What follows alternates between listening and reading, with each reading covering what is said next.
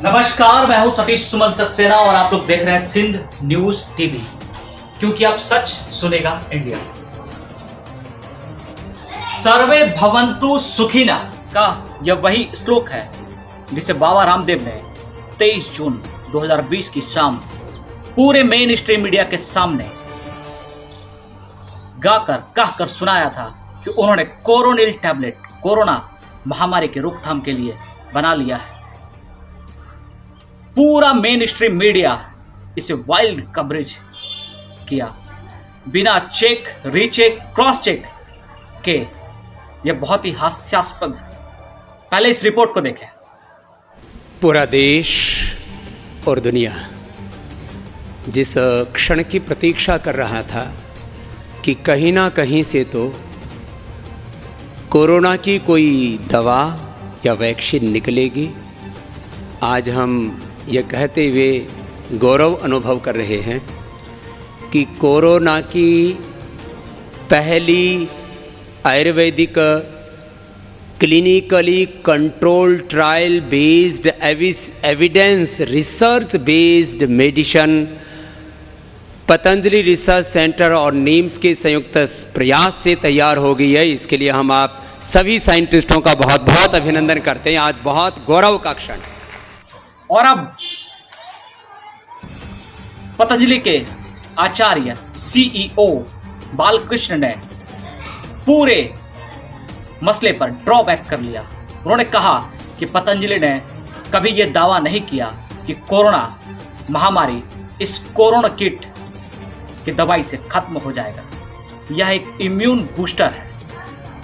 किस तरह से बड़े लोग अपनी बात कहकर आराम से निकल जाते हैं, यह उसका जीता जागता साक्ष्य है।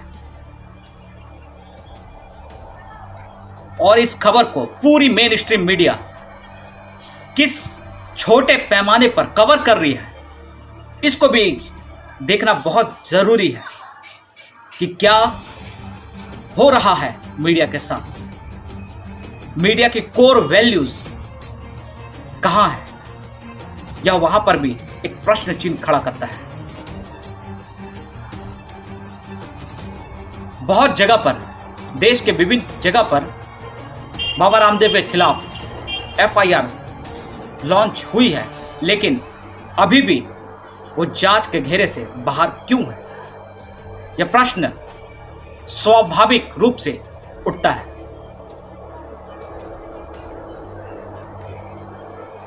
आइए देखते हैं इस पूरी रिपोर्ट को। कोरोनिल दवाई के निर्माण पर जारी नोटिस के जवाब में योग्य गुरु बाबा रामदेव की पतंजलि आयुर्वेदिक लिमिटेड ने कहा है कि कंपनी ने इस प्रक्रिया में किसी कानून का उल्लंघन नहीं किया। कंपनी के सीईओ आचार्य बालकृष्णन ने ये भी कहा है कि कंपनी ने यह कभी नहीं कहा था कि इससे कोरोना का इलाज होगा। कंपनी ने अपनी सफाई में कहा है कि कोरोना किट नामक किसी भी दवा का उत्पादन करने और उसे घातक वायरस से खिलाफ उपचार के रूप में प्रचारित करने से भी इनकार किया है। कंपनी ने कहा कि उसने केवल दिव्य श्रासरीबटी, दिव्य कोरोनिल टैबलेट और दिव्य अनुतेल नाम की दवाइयों को एक पैकेजिंग कार्ट में पैक किया था ताकि उसे आसानी से बाहर भेजा जा सके। मीडिया ने गलत तरीके से प्रचार किया।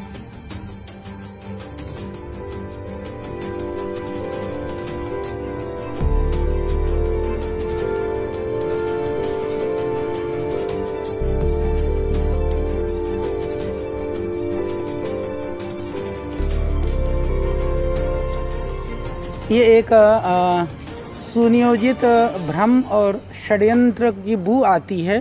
जिस तरह का वातावरण तैयार करने का प्रयास किया गया, वस्तुतः पतंजलि ने कभी भी जो औषधियाँ बनाई है, कोरोनिल है, श्वासारीबटी है, अणु तेल है, और जो कोरोनिल के अंदर में गिलोय, तुलसी और अश्वगंधा का एक्सट्रैक्ट का सम्मिश्रण है, इंग्रेडिएंट भी क्लियर है और उसके अंदर क्लेम भी क्लियर है, लाइसेंस भी क्लियर है।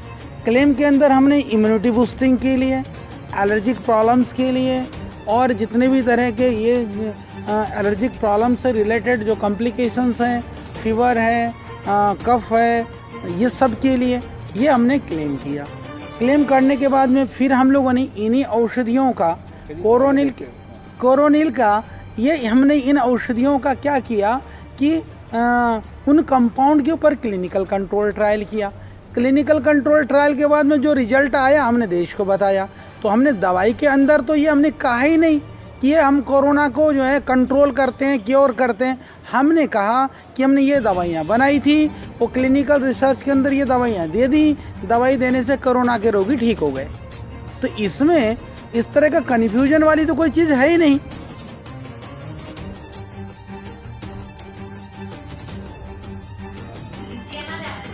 आज बाबा रामदेव ने प्रेस कॉन्फ्रेंस करके यह बताया कि कोरोना किट एक इम्यून बूस्टर है, जिसका एक हद तक कोरोना के पेशेंट पर क्लिनिकल ट्रायल किया गया था, जिससे रिजल्ट फीडबैक अच्छा आया और इसी जानकारी को हमने देश के सामने रखा। उन्होंने क्योर शब्द, जिससे सरकार को आपत्ति थी, उन्होंने इसका उपयोग नहीं किया, बल्कि कोरोना ट्रीटमेंट मैनेजमेंट का यह शब्द आज की प्रेस कॉन्फ्रेंस में बताया। लेकिन पब्लिक डोमेन में ये पूरी घटना है और अब जनता ही डिसाइड करेगी, फैसला करेगी कि क्या गलत और क्या सही है, क्योंकि इन दोनों प्रेस कॉन्फ्रेंस में उनका विरोधाभास सामने पूरी तरह से स्पष्ट आ रहा है।